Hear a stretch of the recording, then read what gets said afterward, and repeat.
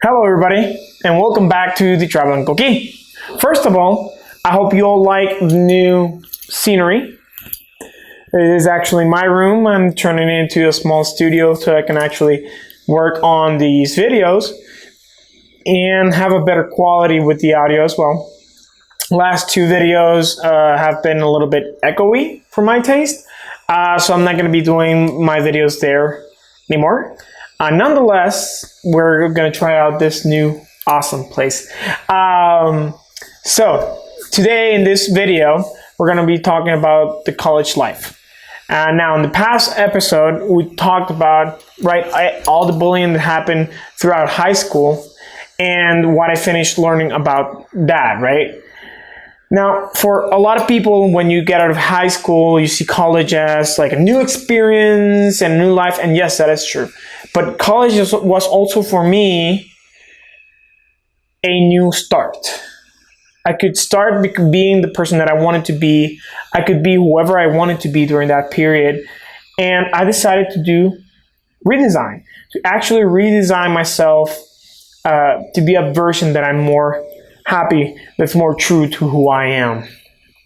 Now, during this period, I started getting the PTSD for my operations, and the PTSD in this case was that every time it was nearing my birthday, we talked about that my first operation was in September 7th.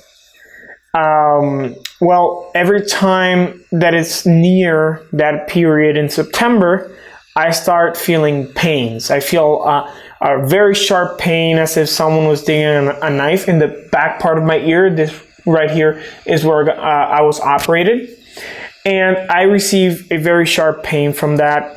Honestly, it's been something that I've been dealing with for the longest time. Nonetheless, I still got those during that time, and I got a small depression during those periods in college. Now, I want to talk about what I actually did and learned to surpass it. And by the fourth year of college, I started my self-development journey. Some things happened before that I'm going to talk about in a second, but when I started my self-development journey, one of the things that I learned was that the past cannot be written. You can't rewrite the past. You don't have a do-over anymore. You can't just go to the past and change it, right? It's history. So I learned through that first seminar that I took that my past can either be a lesson or can be what holds me back to be the best version of myself. And I decided that it was a lesson. My operation was a definite lesson of how much I should value my life and myself. So one of the things that I learned, one of the things that I did to surpass that was actually accept the past. Accept that I can't do anything about it. Accept that that's a part of my history, of my story, and actually look towards moving on. And nowadays, I don't receive that PTSD as much. I still every once in a while have a little bit of ghost pains during the same period, but it's not as strong as it used to be. It is now a lot lighter, and every year just starts diminishing more and more. Now, I talked about that before my self-development journey. I had a little incident, a little traumatic experience in my life, and it would be the first death of someone that was very close to me, a young person. His name was Caleb Soto. He died 2 years ago on July 17th, if I'm not mistaken.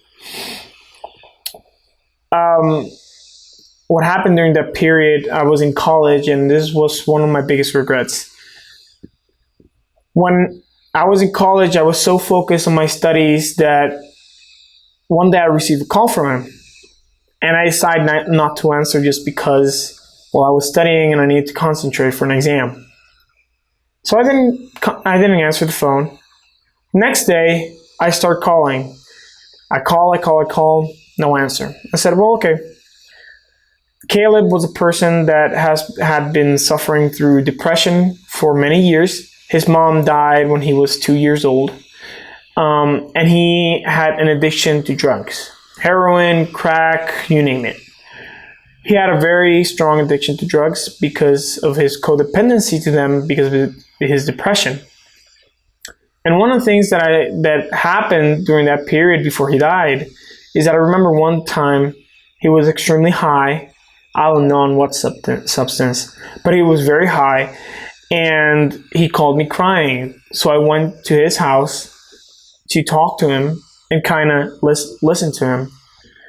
And he was just crying. He was crying like a baby, just crying, saying, I never got to meet my mom.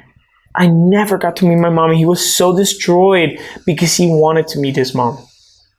He only met his mom through pictures. And he had a great grandfather and grandmother that took care of him. Amazing parents. But he always wished to have his mother. And from that I learned, value your mothers. They do a lot. They work very hard for us. My mom was mom and dad. She did the work of doing both. Being a mother and a father. Was she perfect? No. But she did the best she could. And honestly, after all this time, me being 23 years of age, going to 24, I can honestly say thank you very much, Mom. Because she's given it all for us, for me and my brothers. And going on to the story, I spent 5 years trying to get Caleb out of drugs. So it was a 5-year battle against drugs. One day I go back to my hometown after being in university for a while. I go visit my mom. Then I start going around the town. And I meet up with an old friend of mine that has a bakery in my town. And I start talking to him, and he asks me, do you know what happened to Caleb? I'm like, no, I haven't been able to find him for a long time. And he tells me, they found him dead. I'm like, what? Yeah. He's been dead for 5 days. I'm like, no, that can't be true. That can't be real. When I figured out that yes, it was real, I went into a strong depression. Very, very strong. And it was not helpful, the fact that I had to wait 7 months to be able to actually bury him and say my goodbyes. Because when he was killed, the way that they did it was that he owed some money to some dangerous people. And instead of letting him repay it, they actually broke his legs, his arms, cracked his skull open and popped, and the eye was popping out of his socket. And it was just so traumatic to know someone you loved as a brother.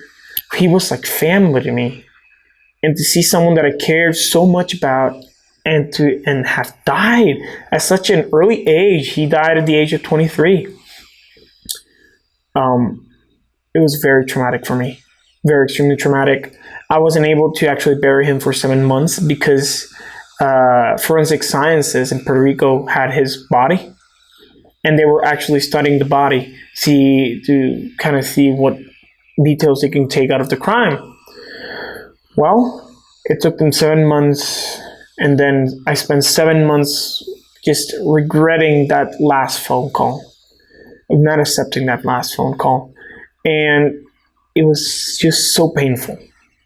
But then one day, I was about to go to class, and they give me a call. His grandmother gives me a call and says, hey, so they finally give us the body back today, and we're going to bury him today. We have to bury him today. And I had to miss college. I had to travel to Puerto Rico. To my hometown, correction. I was studying in Puerto Rico at the time. I had to travel back to my hometown, and I had to tell my mom, I need you to come with me. And she says, why? I'm like, because we're burying Caleb today. And I told her, I can't drive. I need someone to be there for me because I can't drive. So my mom escorted me to the funeral and to take him, to bury him. I actually carried the box. I carried him to his tomb. But there was closure.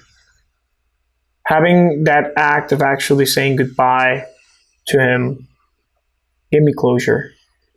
And the thing that I learned from that, and it sounds just so much like a sad story, but everything in life has a reason, right? You decide what you want to do with it, and you decide how you want to see things happen in your life. Well, I decided after a long time of healing, then I wanted to remember him by the person he always thought I could be. He always used to tell me, you're going to be big. You're going to change the world. You're going to make so much change. You're going to help so many people. And nowadays, whenever I feel doubt, I just keep reminding myself of his words. He saw me like such a big and inspirational person. And I want his image of me before he died to come true. So that's the reason I decided to be the best version of myself and work towards being the best version of myself. Now, you might ask yourself, okay, what does that have to do with me living in the United States now? Well, the thing is that all this had to happen for me to take the choice a year after that I want more in my life. That I wanted just to start over from scratch, start someplace new, and start making something that I feel proud of. So I left my job, I left Puerto Rico, and I came to live with one of my best friends here in the United States. And I don't regret it, because I definitely can see myself growing so much day after day. And since I came here, I've been expanding a lot more into my self-development journey, hearing podcasts. I don't know if you guys ever heard of Rob Dial. Amazing guy. Well, I've been listening to Rob Dial's The Mindset Mentor podcast. And I've gone to a seminar of his as well, a webinar actually. And I'm just an amazing fan. I am. He actually sparked in me again that self-development and that fast self-development. And since I started listening to him since last year, I've read different books. I've made different notes on topics that I want to talk about. I've learned so much about psychology and neuroscience just because I want to be able to help others. I want to give them advice and give them information that I know that could do them good. And now I'm here in South Dakota. I just graduated, so woo, yeah, finally 6 years. And I'm going to start my life as a mechanical engineer and as a soul coach. So everybody, I thank you very much for your support, for watching these videos. And thank you very much for everything you guys do for the channel. As well, I want to let you guys know, I will be giving coaching sessions as well. I will be putting a website later on by next month, actually by June. So hope you guys are excited for that you can schedule some time with me if you want. I'm still gonna post free videos to help you guys discover yourselves, because it's not about the money, it's about actually giving out the word that there is a better way. There is a way that we can become better and that we can achieve the truest, most purest, most best versions of ourselves. So I will be here to keep giving you guys free content. But if you feel the desire, the call to actually start coaching and want to do more and strive for more, I'm here for you. Okay? So if you like this video, like and subscribe. Leave a comment down below how you're liking the qualities of these videos. And remember, everybody, be the change you want to see. And virtual high five, everybody.